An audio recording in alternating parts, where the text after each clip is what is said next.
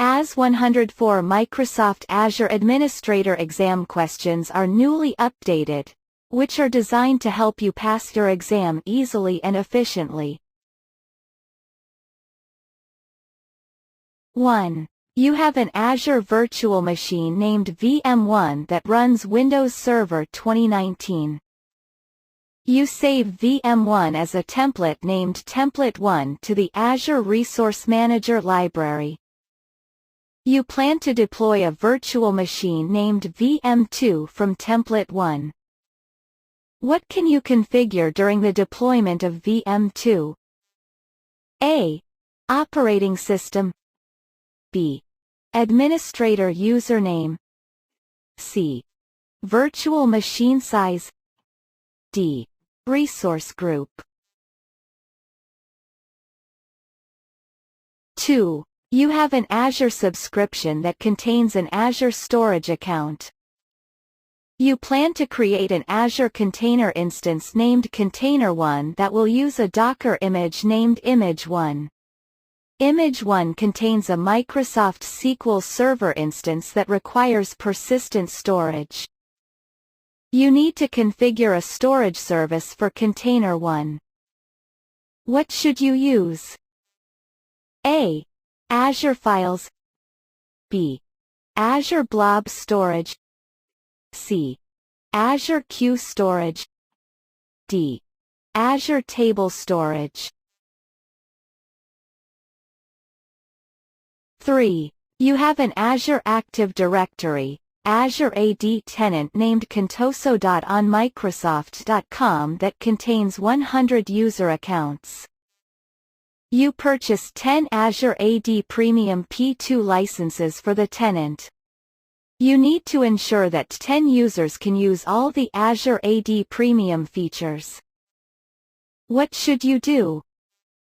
A. From the groups blade of each user, invite the users to a group. B. From the licenses blade of Azure AD, assign a license. C. From the directory role blade of each user, modify the directory role. D. From the Azure AD domain, add an enterprise application. 4. You have an Azure subscription that contains a user named User1. You need to ensure that User1 can deploy virtual machines and manage virtual networks. The solution must use the principle of least privilege. Which role-based access control, RBAC, role should you assign to User1? A. Owner. B. Virtual machine contributor. C. Contributor. D. Virtual machine administrator login. 5. You have an Azure subscription that contains 100 virtual machines. You regularly create and delete virtual machines. You need to identify unused disks that can be deleted. What should you do? A. From Microsoft Azure Storage Explorer, view the account management properties. B. From the Azure portal, configure the advisor recommendations. C. From Cloudin, open the Optimizer tab and create a report. D. From Cloudin, create a cost management report. 6. You have an Azure subscription named Subscription1. You deploy a Linux virtual machine named VM1 to Subscription1. You need to monitor the metrics and the logs of VM1. What should you use? A. Linux Diagnostic Extension, LAD, 3.0. B. Azure Analysis Services. C. The Azure Performance Diagnostics Extension. D. Azure HD Insight. 7. You have an Azure virtual machine named VM1. Azure collects events from VM1.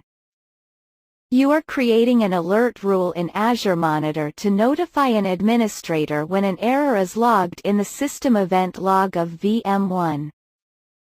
You need to specify which resource type to monitor. What should you specify? A. Metric alert. B. Azure Log Analytics Workspace. C. Virtual machine. D. Virtual machine extension. 8. You have a recovery service vault that you use to test backups. The test backups contain 2 protected virtual machines. You need to delete the recovery services vault. What should you do first? A. From the recovery service vault, delete the backup data. B. Modify the disaster recovery properties of each virtual machine. C. Modify the locks of each virtual machine. D. From the recovery service vault, stop the backup of each backup item. 9. You have an Azure DNS zone named adatum.com. You need to delegate a subdomain named research.adatum.com to a different DNS server in Azure. What should you do? A. Create an NS record named research in the adatum.com zone. B. Create an PTR record named research in the adatum.com zone. C. Modify the SOA record of adatum.com. D. Create an A record named asterisk. Research in the adatum.com zone. 10. You are the global administrator for an Azure Active Directory, Azure AD tenant named adatum.com. You need to enable two-step verification for Azure users. What should you do? A. Configure a playbook in Azure AD Conditional Access Policy. B. Create an Azure AD Conditional Access Policy. C. Create and configure the Identify Hub. D. Install and configure Azure AD Connect.